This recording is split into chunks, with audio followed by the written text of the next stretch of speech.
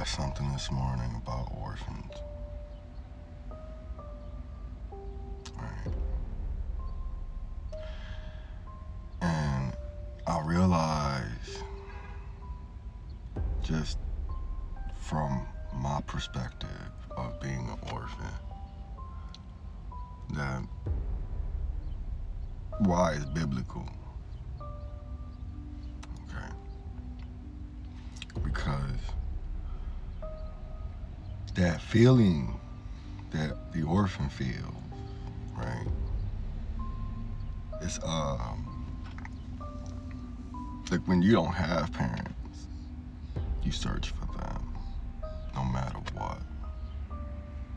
That's what you do, right? And I don't know if it's more or less like it's not like really a religious bound thing, not at all. And I mean, it probably makes a lot of sense why it's the word sounds so close to organ versus orphan, right? And when I say organ, I mean like the musical instrument, okay? Which makes sense why they call organs, because they're like instruments. Not like in a negative way, but like music, you know? And it goes into like orphans can hear. They can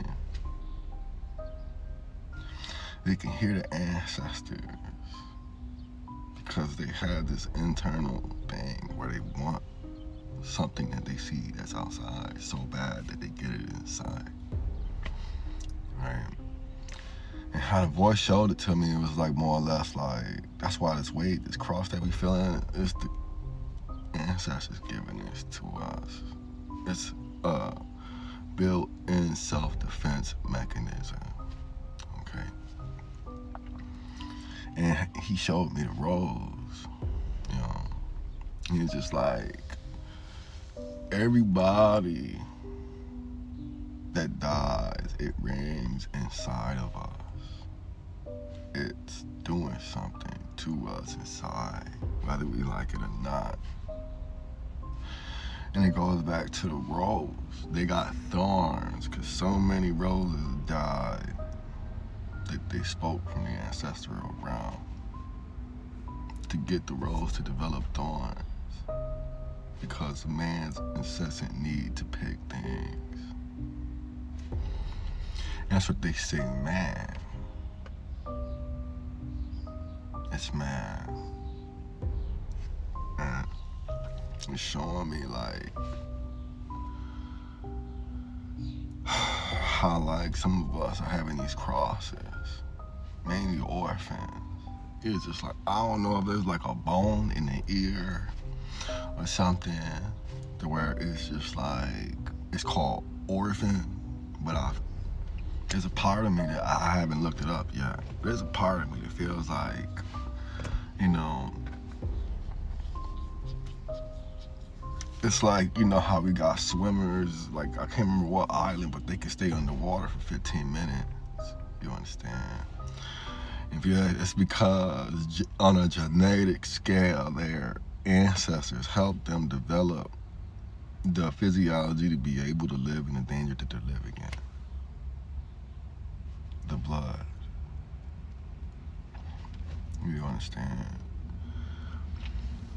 And I realize why a lot of us are like going through what we're going through right now, because it's like with the orphan, you can't help but speak truth. You've been lied to your whole life. And I'm telling you, it's the Book of Thomas. I think the Book of Thomas did this to me. Because it's just like, there reaches a point, right? For example, like, I've been abused by my brothers and my daughter and her mother for over 20 years. And I've remained silent. But what I realize is it take a special kind of energy to remain silent. A certain weight across. And that's because you're not supposed to stay silent. The Creator not going to judge you for the bad things in life or the good things in life.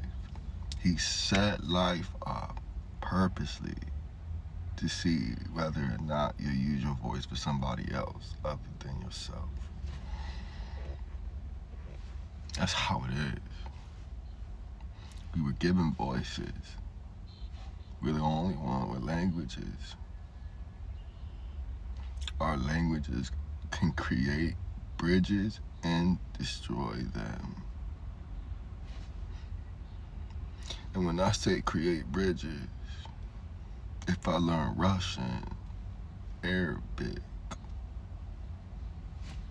Chinese, Mandarin, all these languages, Latin, Hebrew, Aramaic, I've created bridges. But then there are people in the world who use their voice to destroy them. And I realize now, it's like, I realize the Creator allowed this to happen for me. He allowed this to happen for me. For the simple fact that this is what happened when you remain silent for so long. You get your ancestors are trying to get you to say something. That's the one thing I know about people. They don't like the truth. And like, once you put yourself in a position of wanting to look for the truth and speak the truth, I mean, we all can see what's happening, right? These people don't like the truth. They don't like it when it's in your face. They don't like when you like the abusers, when you call them abusers, they don't like that at all. They want to be comfortable being abusers. And I consider it demonic. That's what I consider it. You can consider it whatever you want.